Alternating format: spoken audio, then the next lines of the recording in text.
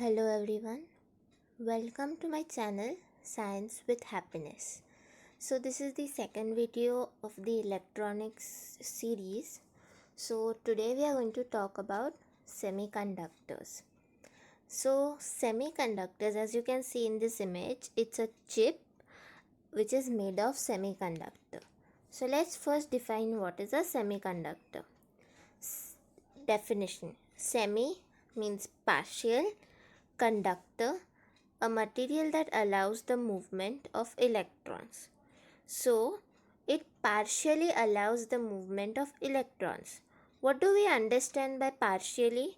Means only in certain favorable conditions it will conduct, otherwise, it will not conduct.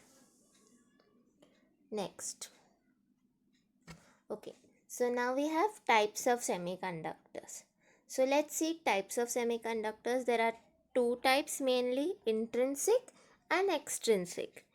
Intrinsic semiconductors are purely made of one kind of element, whereas extrinsic are made of a combination of various elements along with silicon and germanium. Silicon and germanium are intrinsic semiconductors. Okay.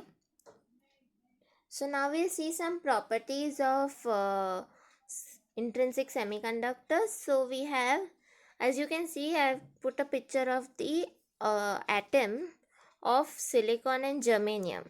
So I would like you to see the last orbit, like the last circle. You can count the number of dots present in the last circle. They will have 4 dots. That means each dot represents an electron. So there are 4 electrons in their last shell. Electrons in the last shell are called as valence electrons. So property of an intrinsic semiconductor, it has 4 valence electrons and it participates in covalent bonding. I'll explain covalent bonding later in the video.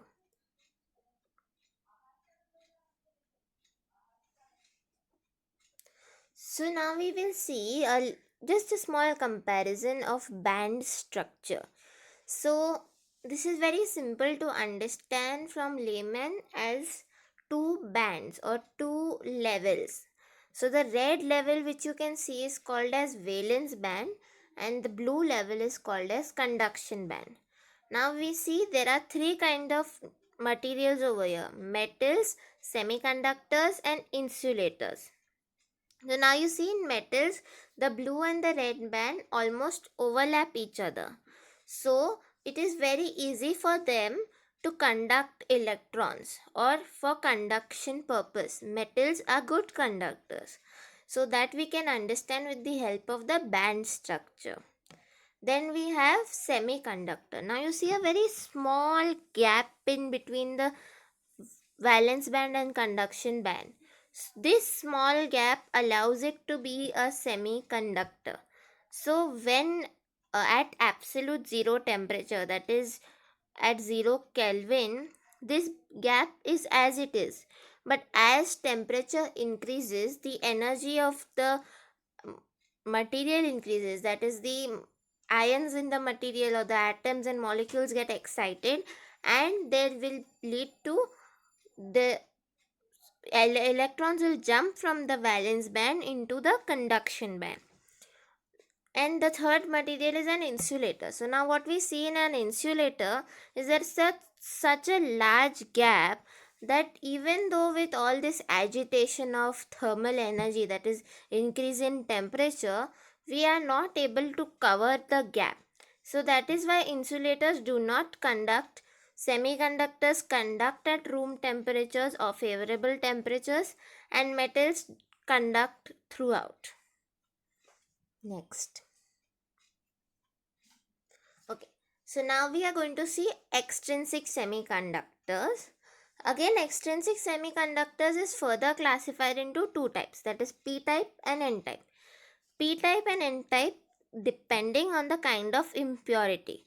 So now over here I have shown two diagrams. The diagram to the left is a p-type semiconductor. So you can see, as I said, they are the On the left side diagram to the right, there is one atom which has only 3 electrons in its outermost shell.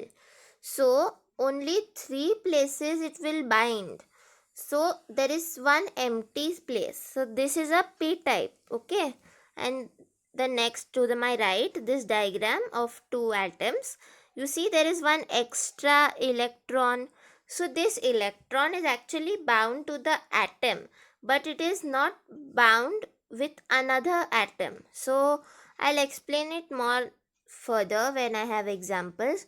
But example of p type is p type impurities, that is trivalent impurities, are aluminium and boron. An example of n type impurities are phosphorus and antimony.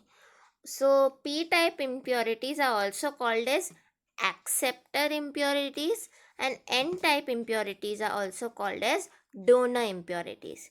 N is called donor because it's donating one electron. P is called acceptor because it will accept one electron, and I'll explain how. Okay, so now we'll see movement of electrons in a semiconductor. This mesh over here, which we can see, is actually an n-type semiconductor. So this electron of phosphorus, the red electron in the phosphorus, is attached to the phosphorus atom. Now when we apply a potential difference across this material, you will see that this electron will start moving. It was nominally bound to phosphorus, but it was not bound to the crystal structure as such.